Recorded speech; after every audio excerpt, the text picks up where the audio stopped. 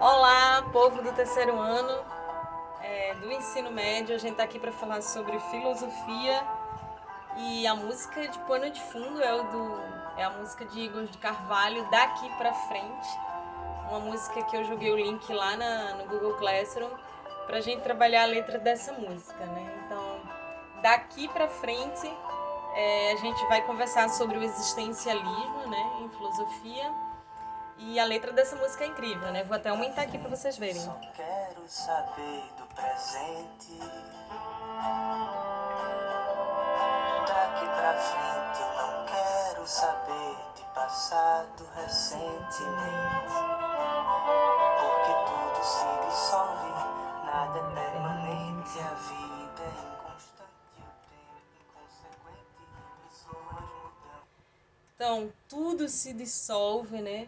A vida é inconstante, né? Como o Igor coloca. E a gente vai trabalhar isso daqui para frente, né? Em filosofia. O existencialismo de Sartre, Jean-Paul Sartre. E é como se fosse uma continuação do que estava sendo aberto por Nietzsche. Quando a gente começou o ano, a gente começou a estudar o niilismo, a filosofia contemporânea, né, as estruturas de pensamento filosófico da história contemporânea. A gente começou a passear por esses conceitos de moral e ética. Então a gente viu que Nietzsche ele desestrutura o que a gente tinha como base absoluta, né, com relação à moral. A moral não era absoluta, ela é uma coisa construída hipocritamente pelas sociedades na história, no tempo histórico. E isso vai funcionar como um machado. Então, a filosofia de Nietzsche era como se fosse um machado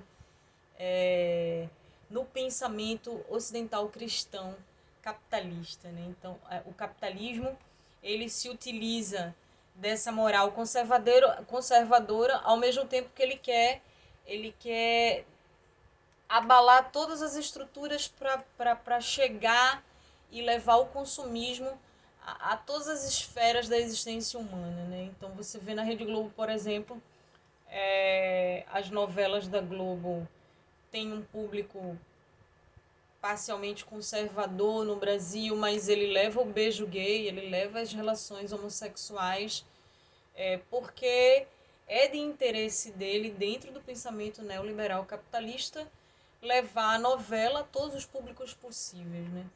Então, na época de Nietzsche, por isso que o pensamento de Nietzsche ele vai ser vanguarda, né? E quando o aluno se depara, por exemplo, na prova externa do Enem ou de outros concursos com a filosofia nietzschiana, às vezes cai na armadilha do niilismo, né? Muitas vezes é passado para o aluno como se o niilismo de Nietzsche fosse a negação de tudo que existe, por ele ser ateu, por ele ser isso, por ele ser... Não tem nada a ver, né? Então, o niilismo é o vazio, é a angústia, é a solidão que o sistema traz para as pessoas em sociedade. Então, Heidegger, antes de Nietzsche, já tinha trabalhado essas questões intersubjetivas da nossa existência na sociedade. Quem vai retomar isso depois vai ser o Jean-Paul Sartre, né? Como a gente vai ver, principalmente no segundo vídeo que eu vou mandar para vocês. Então, o conceito de niilismo é justamente a destruição de todos os pilares morais que existem, né? O capitalismo ele consegue destruir tudo que existe como verdade para poder vender as coisas que ele quer vender, né? Então é tudo muito falso. O cara que vai na igreja com a família no domingo, ele bate na mulher, ele trai a mulher. O cara que está lá em Brasília defendendo os direitos humanos, ele cheira cocaína lá nos restaurantes, no banheiro dos restaurantes do Brasil. Então, assim, a negação de tudo que existe, o desmantelo do pensamento dentro do sistema capitalista, né? Isso vai ser uma grande abertura para o pensamento filosófico contemporâneo adentrar e explorar, principalmente a escola de Frankfurt, né, que vai vir depois com Hannah Arendt e Habermas. Então essas pessoas vão se debruçar sobre o Estado neoliberal e ver quais os mecanismos, né, de instrumentalização dessa razão que manipula as pessoas através da cultura de massa, né? Então isso vai vir depois. Então, por enquanto, Nietzsche vai abalar as estruturas negando essa verdade absoluta da moral, né?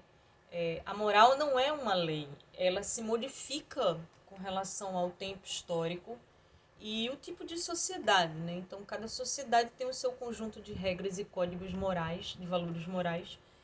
E é bom o aluno estar bem... Só vou frisar aqui uma coisa que a gente viu bastante no início do ano, né? Essa diferença entre moral, o conceito de moral e ética. A ética é tão importante na Grécia Antiga, ela vai desde de muito tempo se tornar uma área do estudo filosófico, né?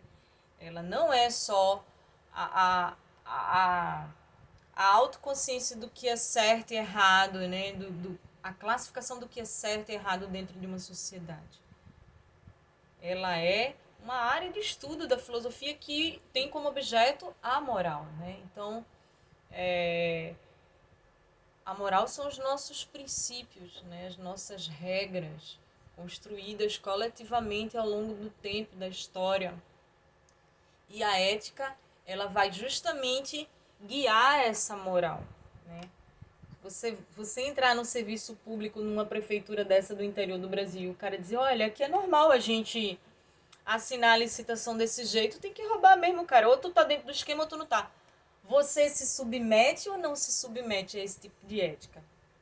Já que ocorre uma naturalização de um comportamento de desvio, né, corrupto, de corrupção.